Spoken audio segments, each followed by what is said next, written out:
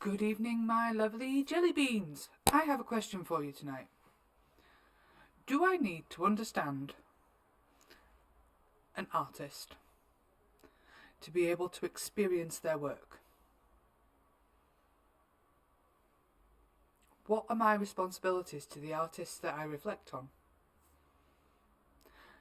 Do I have to dive deeply into their lives and understand their history to correctly reflect on their work? Part of me that has been down the Wren rabbit hole and both watched his performances, listened to his music, and seen the other side that he talks about. Yes, it makes me understand his work differently. But on the other hand, before I started going down that rabbit hole, I saw Jenny and Screech and I saw High Wren and Cujo Beatdown. I saw all three of those before I learned about Wren. And I'm not sure, but I am about 70% convinced that knowing his story has influenced how I experienced his work. But as a lover of music and art and performance, because I love dance, I love paintings, everything like that, I'm a bit of an art junkie. Is it mine to experience? Can I experience things through my own filters and my own perceptions?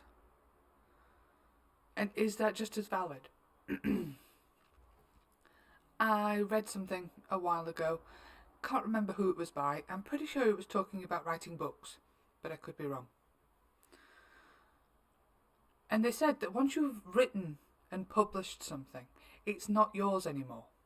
Once you've sent it out into the world, you've given it to the people that are reading it. And they will experience, perceive, and interpret your work through that filter of their own lives.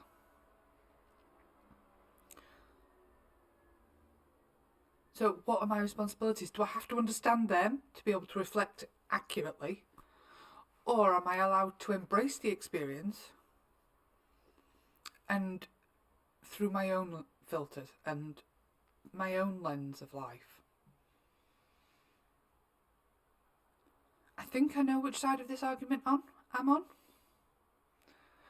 Because part of me thinks that trying to experience a piece of art, whether it is a painting, a drawing, music, mime, comedy, if I try and experience that through their life story, is it like trying to look through someone else's glasses?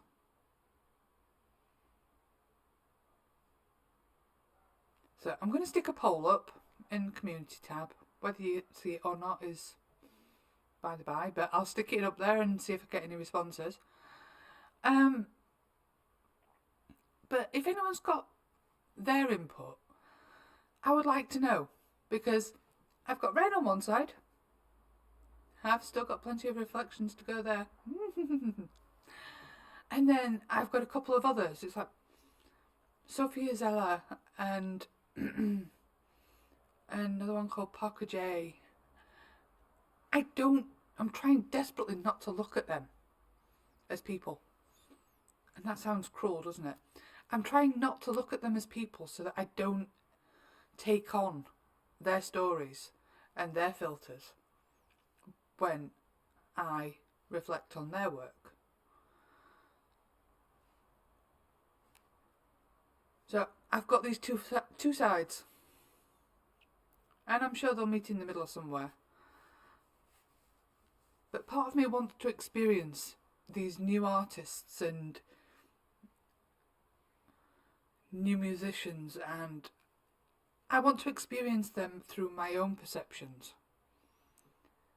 Yes, maybe I will go down the rabbit hole and discover more about them later. But I want to embrace them as me rather than trying to embrace them as people. It's that whole argument about separating the art from the artist. I mean, okay, usually we talk about this when the artist has done something morally or socially unacceptable. But it's the same thing.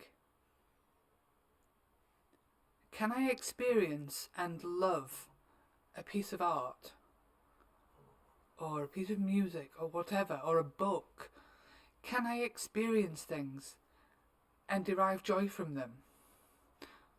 Or if not joy, utter depression, anger, whatever is invoked, am I allowed to experience that without knowing them and still reflect on them? There is the rub. So, that is my question. I would like an answer, if anyone has one. Or even just an opinion. Opinions are cool. We've all got them, like many other things. So, ta-ta for now.